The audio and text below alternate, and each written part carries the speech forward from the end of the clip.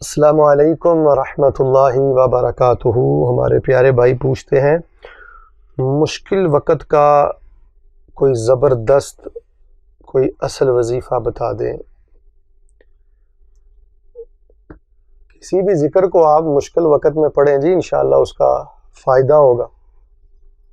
قرآن کا کوئی ذکر آپ کسی بھی مشکل وقت میں پڑھیں، انشاءاللہ اللہ تبارک و تعالیٰ آپ کو فائدہ ہی دیں گے۔ رسول اللہ صلی اللہ علیہ وسلم کے اذکار ہیں، کسی بھی ذکر کو آپ پڑھ لیں۔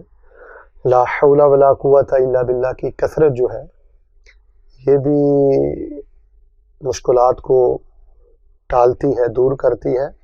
لیکن ہمارے علم میں جو بات آئی ہے وہ ایک یہ بھی ہے کہ بالخصوص جب انسان چاروں طرف سے گھیر لیا جائے اور وہ محسوس کرے کہ میں بند گلی میں کھڑا ہوں اور میرے سامنے رستہ نہیں ہے، یعنی میں آپ کو بتلانا ہی چاہتا ہوں کہ وہ یہ سمجھے کہ میرے دوست احباب، میرے رشتہ دار مجھے چھوڑ رہے ہیں اور حالات سازگار نہیں ہیں اور کہیں سے کوئی امید کی کرن نہیں ہے، تو میں اللہ کی رحمت اور اللہ تعالیٰ کی نصرت کو اپنے دامن میں سمیٹنا چاہتا ہوں، تو مجھے کیا پڑھنا چاہیے؟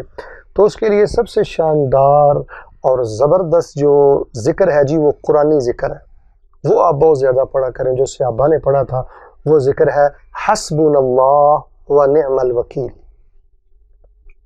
حسبنا اللہ و نعم الوکیل، کہ ہمیں ہمارا اللہ کافی ہے اور وہ ہمارا بہترین کام کرنے والا ہے، وہ ہمارا بہترین کارساز ہے، وہ ہمارا بہترین مددگار ہے۔ حسبنا اللہ و نعم الوکیل، یہ کثرت کے ساتھ پڑھیں۔ اللہ آپ کو اپنی نعمت بھی دے گا، خوشنودی بھی دے گا، اور اللہ تعالیٰ اپنی نصرت بھی دے گا۔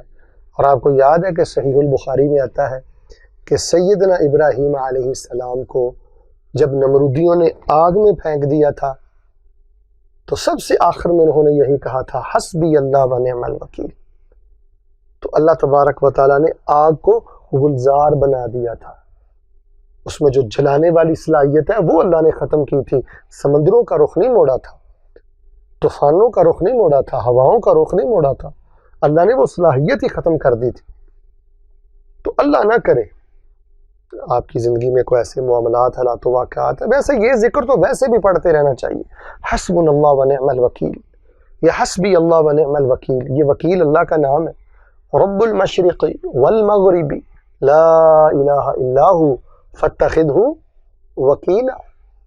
حسبی اللہ، حسبی اللہ، مجھے میرا اللہ کافی ہے۔ لیکن یہ دعا جو ہے یہ صرف رٹے کی حد تک نہ ہو، اس کے مطابق آپ کا عقیدہ بھی ہونا چاہیے، اور سر کے بالوں سے لے کر پاؤں کے ناخنوں تک یہ آپ کے اندر کے جذبات بھی ہونے چاہیے۔ آپ کا انگ انگ یہ کہہ رہا ہو کہ ہمیں اللہ کافی ہے، مجھے اللہ کافی ہے، زبان صرف ترجمانی کر رہی ہو، فی الواقع آپ کا عقیدہ بھی اس کے مطابق ہو اور آپ کے جذبات بھی اس کے مطابق ہو۔ ہم اس وقت سے ذلیل و خوار ہیں جب سے ہم تعلقات کو اپنے لیے کافی سمجھتے ہیں، دوست احباب کو اپنے لیے کافی سمجھتے ہیں، رشتہ داروں کو اپنے لیے کافی سمجھتے ہیں، دولت کو، عہدوں کو اپنے لیے کافی سمجھتے ہیں۔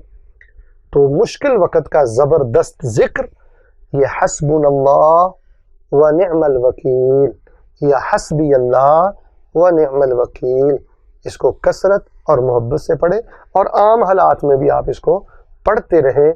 یہ بہت طاقتور ذکر ہے، بڑا عظیم الشان ذکر ہے رسول رحمت علیہ السلام کی، اور بھی روایات اس کے متعلق ہیں۔ اللہ مجھے اور آپ کو یہ ذکر کثرت اور محبت اور پورے شعور سے پڑھنے کی توفیق عطا فرمائے، آمین ثم آمین۔